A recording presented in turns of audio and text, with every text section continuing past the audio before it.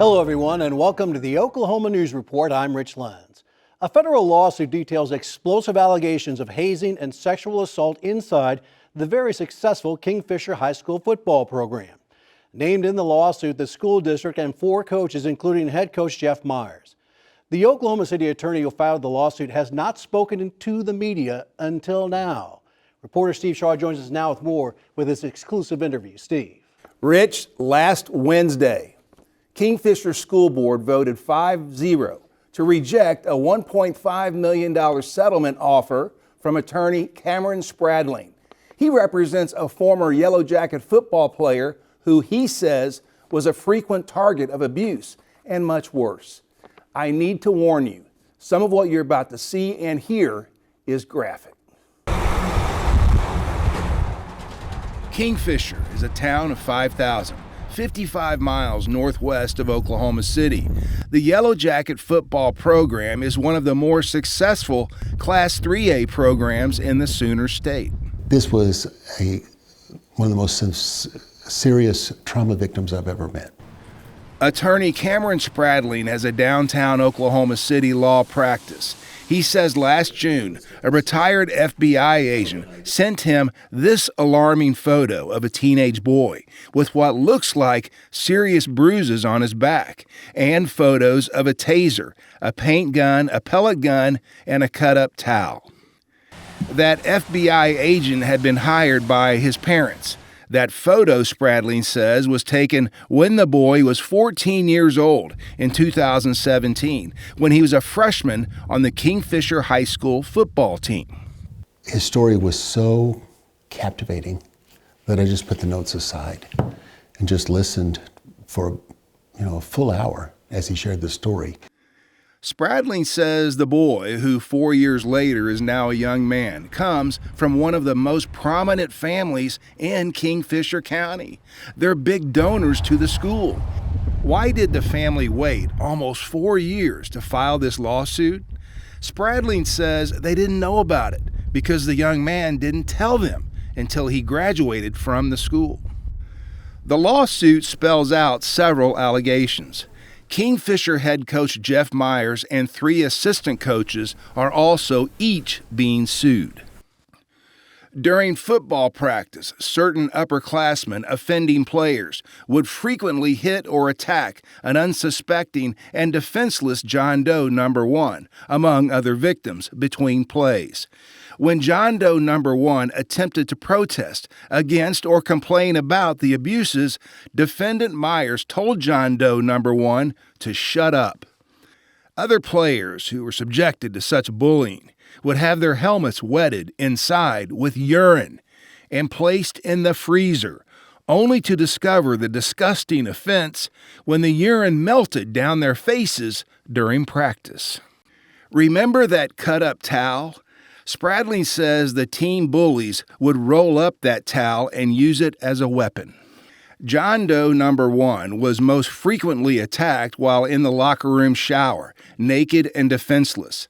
John Doe number 1 would be repeatedly whipped in the back, legs, and buttocks. The attack would sometimes only stop when the victim began to bleed. John Doe number 1 says the team bullies also attacked with a paint gun, pellet gun, and a taser as well. Then there's this, and I'm paraphrasing in an effort to make it less sickening to listen to. In 2018, John Doe number 1 was forcibly restrained by at least 2 offending players, while a third offending player sexually assaulted him by placing his naked buttocks on John Doe number 1's nose and the aggressor's genitals on John Doe number 1's face. This is child abuse. That was child abuse inside that football program. And what is the duty of an educator if they're aware of child abuse? Report it. Exactly. And there's more. According to the lawsuit and attorney Spradling, what you're about to hear are 2 recordings from a Kingfisher football team Snapchat group message directed at John Doe number 1 and one of his friends in September of 2018, which was John Doe number 1's sophomore year. This isn't my last warning. do not show up to practice tomorrow. Like, I'm already gonna you, but if you say anything else, like to try to come at me, then I probably will be there. Like, you don't understand how annoying you are and how nobody likes you because you're. After I get done legit kicking your and then taking a big mouth, I'm gonna go and beat the absolute. Like, he thinks I'm kidding, but I'm gonna beat it. If he tells his mom, I'm gonna go and kill that. The young man who made those threats against my client and threatened his mother with death is a coach's son. A different sport. Of a different sport, but a coach's son. At the school. At this very same school. And who is now a college athlete playing ball at a different school. Spradling says that retired FBI agent's investigation revealed that the worst offender, besides a coaching staff who Spradling says just stood by and let it happen, was another player whose parent at the time was a Kingfisher School District administrator. The OSBI confirms it has an open investigation into allegations of misconduct inside the Kingfisher football program. The State Department of Education is investigating as well. When a boy like that is in an atmosphere where they're taught to be mean-spirited, bullied, encouraged to behave this way, what happens when they're off the coach's chain? What happens when they're out of that environment? What happens when they're turned loose on their community? What happens to the young ladies of Kingfisher? Jeff Myers has been Kingfisher's head coach since 2004. He won a state championship in 2013. He's easily the school's all-time winningest football coach. And last year, he was inducted into the Oklahoma Coaches Hall of Fame. Spradling says Myers is also a bully. We reached out to Myers on Tuesday and haven't heard back. It was his general demeanor that he behaved this way towards everybody. He's in the Oklahoma Coaches Hall of Fame. If you do some research on that, you'll probably find out that the head of that Hall of Fame is his own father-in-law. Who protected this person? You know, I have a saying, and that is that every vampire needs a keeper. And I believe that there were keepers for this coach that protected him.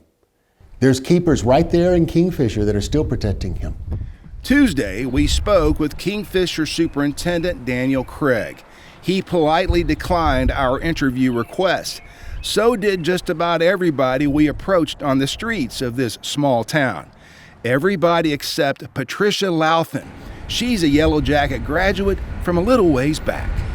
Well, I have an opinion, but I would hate to voice it in this small town. I prefer to just keep track of the story, well, you know, how it goes in the court case, and see what. I just think that everything will turn out for what's right, and this town, sometimes it feels like it doesn't have a moral compass, and maybe after this is all over, people will have a moral compass. Attorney Spradling says he didn't want to offer the district that $1.5 million settlement, which he says would have separated the school district from the 4 coaches being sued. I wasn't disappointed they didn't take the settlement offer. I was surprised, but I wasn't disappointed. And I am thrilled that they didn't, because every day since that happened has been another opportunity that a revelation has come forward. Spradling wants their teaching certificates too. When they move this case to federal court, guess what we got? We got a rocket docket here. This case will be to trial within a year. And people are going to be sitting in the courtroom and learning about this football program and what's going on and saying, what the hell is wrong with Kingfisher, Oklahoma? Again, I've reached out to head coach Myers, his assistants, and Kingfisher Superintendent Daniel Craig. I haven't heard back from any of the coaches. And while the superintendent told me no comment this past Tuesday, he also said at some point he may be willing to talk. Spradling, who played outside linebacker in college himself, says John Doe number 1 is now 19 years old and is enrolled in a local state university. Rich?